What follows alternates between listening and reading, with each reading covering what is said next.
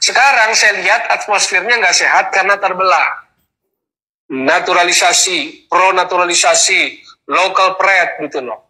Jadi seolah-olah begitu anti, begitu sentimen. Timnas ada perkembangan, staminanya membaik, kasat mata aja dilihat. Nggak ada data statistiknya yang menyatakan itu. Memperbandingkan dengan timnas era sebelumnya, dengan pelatih sebelumnya, seolah-olah pelatih sebelumnya kemampuan fisiknya jelek. Oke, kalaupun jelek dulu, tapi datanya mana? Supaya apa? Supaya kita tidak merendahkan timnas era sebelumnya, kita tidak merendahkan pelatih sebelumnya kalau kita punya data. Kedua, gitu loh. Dinyatakan bahwa itu peran jasa Sinteyong. Lalu klub apa jasanya? Sementara para pemain sehari-hari di klub dan saat ini sedang periode kompetisi. Kalau saking sentimennya pada Liga 1, pada Liga domestik, sehingga kemudian tidak mau menyebut peran para pelatih di klub, lebih memilih menyebut peran dari Sinteyong, catat. Di starting 11, waktu Indonesia menang 3-0 lawan Vietnam di Hanoi, hanya 4 pemain Liga 1 yang ada dalam starter. 1 Hernando Ari punya gawang, 2 Rizky Ridho center back, 3 Witan Sulaiman, dan 4 Hoki Caraka. Hoki Caraka dan Witan nggak main full, gitu loh. Jadi ukurannya harus jelas. Jangan salah kaprah, jangan karena sentimennya, saking meremehkan, memandang rendah Liga 1, terpengaruh dengan atmosfer local pride, sehingga kemudian mengatakan bahwa itu semua adalah peran pelatih Sinteyong. Yang persiapan menghadapi Vietnam adalah TC tanggal 17. Cuma 4 hari sebelum pertandingan pertama di GBK tanggal 21 dan 26 di Hanoi. Itu kalau ngerti bola, yang dilakukan adalah soal maintenance, soal conditioning, menjaga level fisiknya di sana. Bahwa Sinteyong cenderung fokus, prioritas, menggember fisik, itu betul. Itu betul. Tapi apakah perkara sepak bola, perkara timnas, perkara elit sepak bola, perkara fisik? Gitu. Boleh memang kelihatannya selalu fisik yang ditampilkan, cuplikannya pun begitu latihannya. Makanya kalau mau boleh kita kritis. Kreativitas lini depan timnas Indonesia kurang. Kenapa? Ya karena Sinteyong hanya bisa menggeber fisik. Seperti yang selama ini dilihat. Fisik. Apakah karakter permainan Sinteyong sudah kelihatan? Apakah identitas permainan Sinteyong? Memang manusia bangsat ini, manusia laknat ini tidak ada tobat-tobatnya berbicara soal timnas Indonesia. Si bangsat yang satu ini, dia minta data terkait perkembangan fisik dari para pemain timnas. Datanya mana? Buktinya mana? Matamu buta apa? Matamu picek apa? Kamu tidak bisa lihat apa? Para pemain bisa fight selama 90 menit tanpa terlihat kelelahan. Matamu taruh di telapak kaki ya? Kok tidak tahu harus minta bukti, minta data? Emang kamu tidak pernah nonton pertandingan timnas Indonesia? Sehingga kamu kelihatan bodoh. Tidak tahu mana bukti bahwa kekuatan fisik timnas itu sudah membaik atau tidak. Ini yang bisa saya katakan pintar-pintar bodoh tuh yang kayak begini nih. Bodoh itu jangan dipelihara lah. Anda tuh harus bisa mengakui kehebatan orang lain. Anda jangan merasa diri bahwa Anda yang paling hebat. Sudah berapa klub sih yang Anda bawa? Sudah berapa negara yang Anda bawa untuk dilatih? Sudah berapa? Anda hanyalah seorang komentator bola yang merasa diri paling hebat di dunia ini. Anda merasa bahwa Anda yang paling pintar. Tapi mana bukti kerja Anda? Ketika Anda masuk ke PSSI ketika itu, yang terjadi hanyalah kumpulan mafia-mafia di sana. Ketika Anda berada di PSSI, apa prestasi yang Anda bawa untuk timnas Indonesia? Apa masukan yang Anda buat untuk para pelatih-pelatih timnas Indonesia? Apakah ada perkembangan di sana? Yang ada malah timnas kita jadi bulan-bulanan dari tim lain. Lawan Filipina kita ngos-ngosan, lawan Thailand kita ngos-ngosan. Bahkan ketika final melawan Malaysia, kita juga sampai ngos-ngosan, sampai hancur-hancuran. Di babak penyisian kita boleh membantai timnas Malaysia. Tetapi di final kita dibuat hancur. Itu karena apa? Karena ada kumpulan mafia-mafia yang ada di dalam. Termasuk Anda si Tofel ini yang merasa diri so pintar.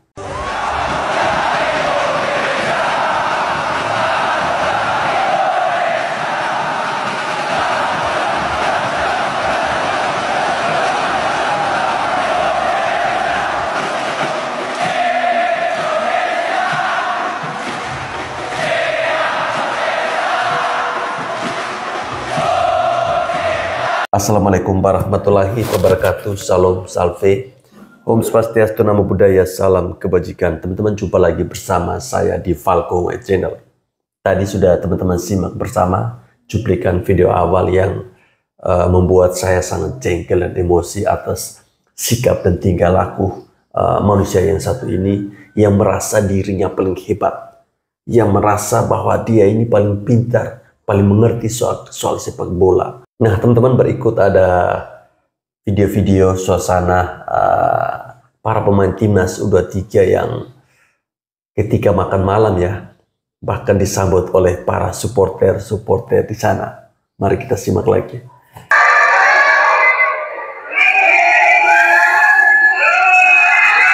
Wow, ramai juga ya orang makan malam juga sampai di pinggir seperti ini.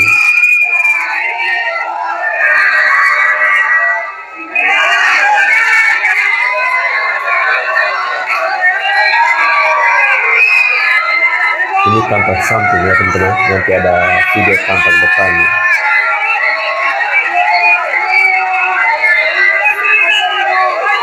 Ini pasti para pemain sudah merasa kenyang duluan ya, melihat antusiasme.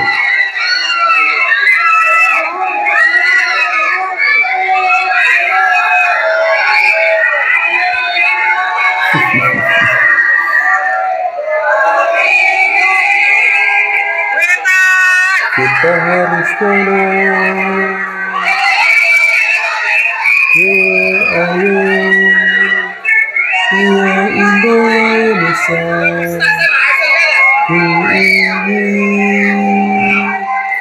Kita harus menang.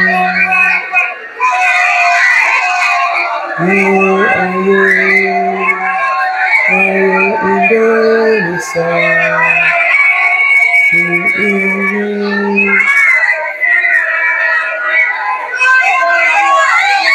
Ini lagi makan saja mereka tetap menyanyikan yel-yel Indonesia harus menang.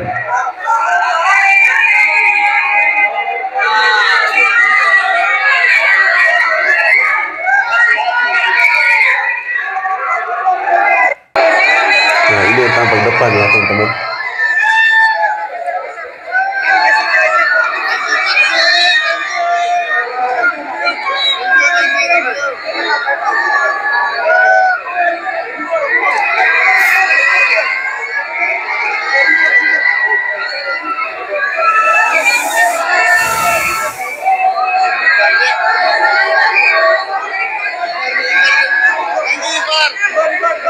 Saya penasaran nanti tanggal 15 itu seperti apa ya.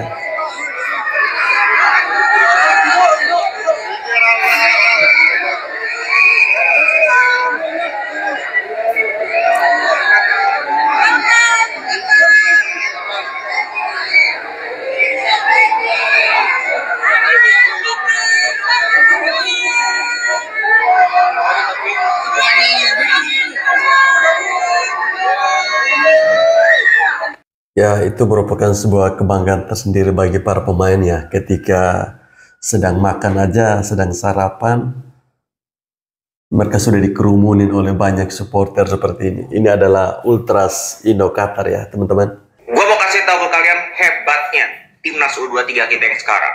Apa tuh? Pasalnya 13 pemain dari timnas senior itu dipanggil ke timnas U23. Oke, itu yang terbanyak di antara klub-klub negara-negara ASEAN lainnya. Lalu bukan hanya itu 13 pemain ya, ini 13 pemain loh dari 23 itu udah lebih dari mayoritas. Yang lebih luar biasanya lagi, rata-rata umur pemain timnas U23 di Piala Asia U23 ini yang termuda, 21,35 kalau nggak salah. Itu yang termuda di antara negara-negara lain. Tapi Kemarin di kayaknya Piala Vietnam Asia yang termuda. sekarang di Piala Asia U23 juga termuda. Tidak tanggung-tanggung, rata-ratanya 21,35 itu luar biasa. Artinya ini yang dipersiapkan oleh STY. Ini yang gue maksud kontribusi dari STY. Dia tanamkan pemain-pemain muda ini kesempatan di timnas senior, tidak tanggung-tanggung, bahkan sampai 13 pemain yang mereka bisa membela timnas U23 dengan pengalaman di timnas senior. Itu yang sangat penting. Dan bukan hanya itu, diberikan juga kesempatan kepada pemain-pemain yang mungkin usianya di bawah 20 tahun untuk merasakan bermain di U23. Ini yang sangat amat luar biasa kontribusi dari STY untuk menanamkan mindset kita potong generasi supaya apa? Supaya jangka panjang Indonesia, supaya talenta-talenta muda Indonesia mendapatkan jaminan yang luar biasa untuk masa depan sepak bola Indonesia dan juga timnas Indonesia yang jauh lebih baik. Itu yang sangat luar biasa. Oke, segitu dulu. Ya, ini yang tidak dipahami oleh si Tovel ya. Apa yang dimaksud dengan Sintayong?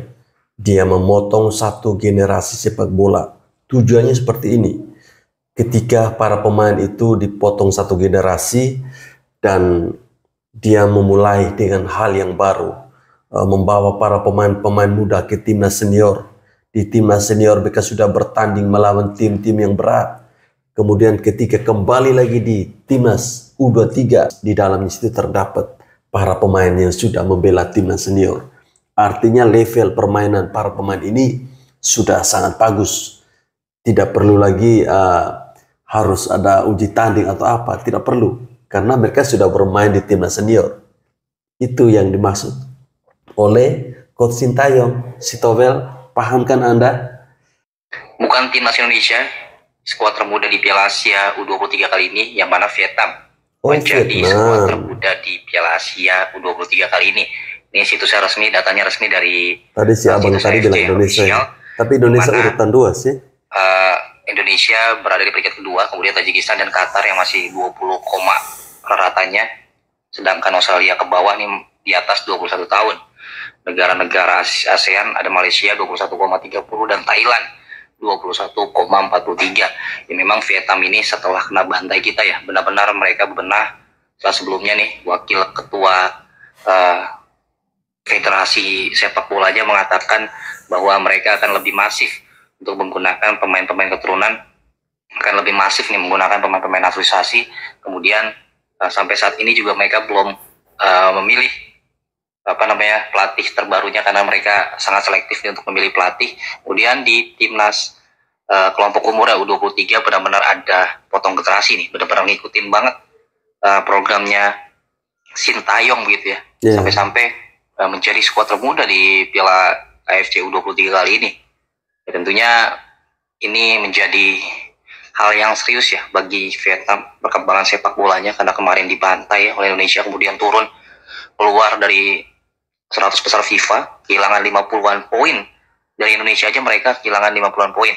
Di Piala Asia dia kehilangan poin, kemudian kualifikasi Piala Dunia 2 pertandingan dia juga kehilangan poin. Nah, kita patut tunggu nih ya Vietnam bagaimana sepak terjangnya di Piala Asia kali ini, Piala Asia U23 kali ini ya, yang mana nanti mereka menjadi rata skuad termuda di 20,21 tahun.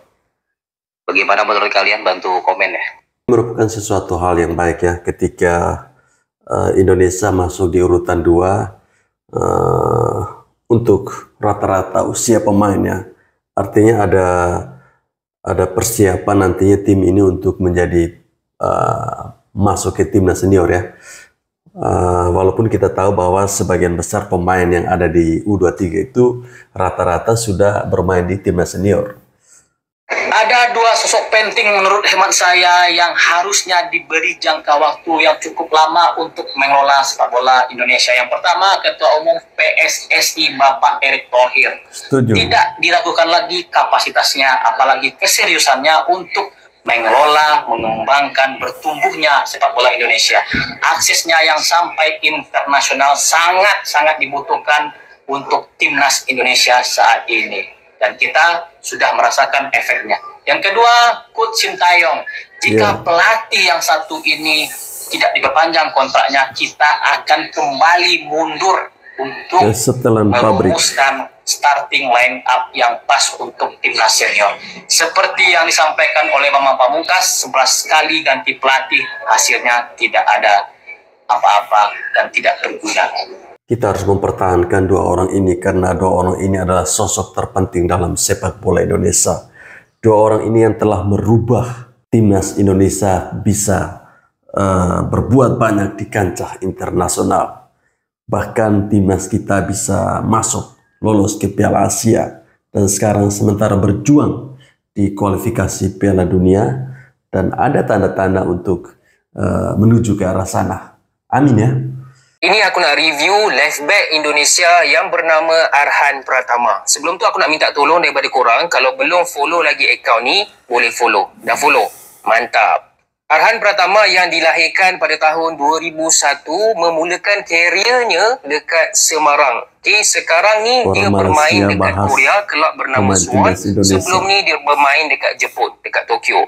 Tahun ini, waktu dia dipanggil untuk bermain untuk Indonesia, ramai yang mempersoalkan keputusan Shin Tae-yong. Sebab dia ni, minit permainan dia dekat kelab sangat-sangat kurang. Tapi ternyata Shin Tae-yong membuat keputusan yang betul, memanggil dia ni dengan kelebihan yang tak ada dekat player-player lain, iaitu lemparan maut. Kita boleh tengok dalam game-game Indonesia, yes, Arhan Pratama ni dia boleh buat crossing yang baik. Tapi dia, apa yang menakutkan tentang dia ini adalah lemparan maut dia. Sehingga menyebabkan Vietnam bolos waktu World Cup qualifier hari tu. Okay, itu hasil daripada lemparan maut Arhan Pratama. Dan ini bukan nasib, ini bukan luck. Memang dia ni daripada dulu dah lempar jauh, tak tahulah dia berlatih tu macam mana. Orang lain berlatih free kick, berlatih penalti, berlatih macam mana nak score gol, tak. Dia berlatih cara lempar bola sejauh yang boleh. Lemparan maut Arhan Pratama. Okay. Jadi itu sahaja review ringkas tentang Arhan Pratama. Kalau korang suka review yang macam ni, jangan lupa follow akaun ni dan boleh komen pemain mana pula yang patut aku review. Dan teman-teman tahu ketika saya mengambil video ini di salah satu media sosial ya, di komentarnya itu mereka bilang begini, kenapa sih harus mereview para pemain-pemain timnas Indonesia? Sekali-sekali mereview pemain dari Malaysia lah. Jawaban si abang ini apa? Dia bilang slow aja. Artinya pemain-pemain kita ini benar-benar diperhitungkan oleh YouTuber-YouTuber di luar negeri ya. Kemudian soal lemparan maut ya, kalau kita Indonesia kan bilang lemparan ke dalam, yang dimiliki oleh Pratama Arhan ini memang unik ketika para pemain lain melatih cara free kick, cara tendangan penalti atau apapun itu, tetapi Pratama Arhan melatih cara lemparan ke dalam. Dan ini yang ditakuti dunia ini teman-teman. Bahkan pemain sekelas Erling Haaland atau siapa itu, dia protes, dia mengusulkan ke FIFA untuk agar tidak ada lagi yang lemparan ke dalam semacam ini. Pelatih Yordania mengantisipasi dan menganggap timnas Indonesia ini sudah sangat berkembang, ya timnas U23. Ini bukan pertama kalinya timnas senior maupun timnas U23, pokoknya timnas di bawah STI ini mengalami pujian, mendapatkan pujian dari pelatih-pelatih negara lain. Ya bahkan pelatih-pelatih yang bertemu dengan timnas Indonesia. Dia kan satu grup ya? Kan satu grup ya kalau masalah Yordan, Qatar dengan si Australia. Jadi dia memuji, dia menjadikan Indonesia tim yang paling diantisipasi di Piala Asia U23 ini. Jadi gua heran kalau masih ada saja yang bukan meragukan sih, masih ada yang menghina, masih ada aja yang nyinyir soal timnas di era STI ini, karena sudah banyak sekali pujian dari berbagai pelatih di Asia terutama.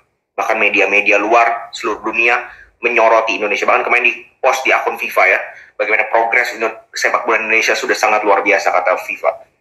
Gua nggak ngerti, mungkin mereka memang hatinya dipenuhi dengan iri dengki. Oke, sukses terus timnas Indonesia U23, timnas Indonesia senior kelompok umur ke bawah, dan juga STY. Dan yang masih nyinyir tentang sepak bola Indonesia dan juga Coach Shin Tae-yong, itu adalah manusia-manusia yang hatinya terbuat dari batu. Tanya Coach, gimana pendapat Coach soal perjanjian target STY sama Pak Ketum mengenai perpanjangan kontrak? Apakah logis kalau harus menunggu timnas U23 dan harus masuk semifinal padahal lolos grup aja yang diisi negara unggulan sudah bagus. Jika timnas gagal lolos terus STY dipecat, kira-kira pelatih mana yang cocok untuk timnas? Terima kasih Coach. Gua harap STY nggak dipecat. Tapi memang dia sendiri punya perjanjian dengan Erick Thohir, terus kita mau ngapain? Ya dia sendiri pede gitu loh. Iya. Jadi mau dukung dia susah juga, iya kan? Kalau seandainya dia nggak punya target besar, terus nggak lolos, nggak mencapai dipecat, mungkin kita bisa dukung ya. Tapi kalau gue kan ketemu Pak Erick langsung, Pak Erick sendiri bilang, untuk saya lolos grup aja cukup. Sintayong sendiri yang mau bilang 4 besar, ya susah juga, ngerti nggak? Iya. Itu satu. Jadi kalau dibilang realistis ya seperti tadi, Sintayong yang lebih tahu. Tapi gue bilang sekali lagi, gue tetap percaya kepada Erick Thohir dalam kebijakannya, karena sepenting-pentingnya U23, senior jauh lebih penting. Iya ya. Mengangkat rank kita jauh lebih penting. Iya. Kalau kita lihat Sintayong dari 170-an kalau nggak salah ya. Sekarang 140-an, 142 setelah menang. Dan ini akan naik terus, percaya gue lah, akan mendekati 100. Itu kan sebuah prestasi luar biasa. Nggak mungkin Erick Thohir tutup mata terhadap prestasi di senior. Tapi memang sekali lagi yang gue dapat masukan juga, bukan hanya prestasi di lapangan, ada hal-hal yang lain yang memang harus diluruskan. Kalau gue bilang Sintayong harus belajar bahasa Indonesia. Oke, hanya itu kelemahannya, padahal yang lain salah satu itu. Udah deket. Ini nggak pakai bahasa Indonesia aja, dia sama kedekatan pemainnya udah luar biasa. Maka dari itu, apalagi kalau dia bisa bahasa Indonesia. Ya, wah, ajarin deh Coach. Kamu aja yang jadi dia. Ini mau banget, gimana ya caranya? Andi. Mungkin itu ya salah satu hal yang belum dilakukan oleh Coach Sintayong adalah untuk belajar bahasa Indonesia. Tapi anehnya, ketika Coach Sintayong belum lancar atau belum bisa berbicara bahasa Indonesia, kedekatan antara dia dengan para pemain ini luar biasa. Atau perlu kita para fans sepak bola Indonesia untuk mengusulkan agar Coach Sintayong ini dinaturalisasi menjadi warga negara Indonesia? Dan kalau ini terjadi, saya yakin si Towel akan kena stroke. Menurut Zaki sendiri, naturalisasi ini good move atau bad move untuk kemajuan sepak bola Indonesia? Oke, jadi gue dari Food Focus sekarang lagi sama siapa nih? Sultan Zaki. Sultan Zaki. Jadi di sini gue cuma mau nanya singkat. Yang pertama, yang lagi heboh sekarang nih tentang naturalisasi. Menurut Zaki sendiri, naturalisasi ini good move atau bad move untuk kemajuan sepak bola Indonesia? Pastinya sangat bagus ya. Pasti kita lihat sekarang aja timnas kita sekarang perkembangannya gimana, dan itu juga salah satu bentuk biar gimana pemain-pemain asli Indonesia itu bisa termotivasi buat bisa menembus squad-squad utama juga. Berarti dengan ada naturalisasi sih nggak ada masalah, yang penting selama kita masih mau berproses berjuang ya bersaing berarti ya. Iya betul, karena itu juga kan bisa jadi motivasi juga buat kita jadi bisa lebih baik ke depannya, biar pemain-pemain lokal, pemain-pemain yang asli Indonesia tuh bisa lebih berkembang juga. Dengar itu si Towel, para pemain lokal sendiri tidak mempersoalkan kehadiran para pemain keturunan atau para pemain diaspora.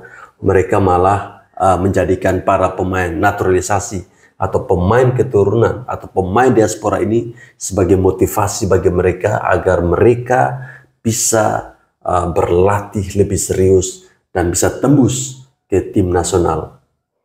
Sebenarnya kan saya lihat nih teman-teman di La Grande, teman-teman di Ultras, mereka tuh sampai beli tiket ke Qatar. Iya, saya salut banget tuh, mereka apa ya, nyicil uang untuk beli tiket untuk bisa nonton timnas. Kemanapun timnas pergi, mereka kan jauh-jauh hari udah kayak teman-teman Ultras itu udah 3 bulan 4 bulan sebelum Qatar itu udah Qatar hari ini, mereka udah siapin nyicil berapa kalau ke Qatar minimal? Aduh, mahal. Ya 15 juta pulang 15 juta PP. Penginapan. Saya kemarin udah coba hubung-hubungan sama PPI sama ini sudah sama masyarakat Indonesia di sana. Mau tahu bisa numpang dikit atau di mana cari murah gitu ya. Tapi usaha mereka. Kalau mereka ngomong tuh saya pasti hormat banget. Karena gila cintanya sama timnas tuh gila-gilaan. Setiap mereka bilang, Bang, ini nih Bang, saya pasti dengerin Bang. Saya kan mengolah untuk seluruh timnas juga di PSSI. Saya pasti, kalau mereka ngomong, saya pasti dengerin. Kenapa? Gila. Pengorbanannya untuk timnas tuh gila-gilaan.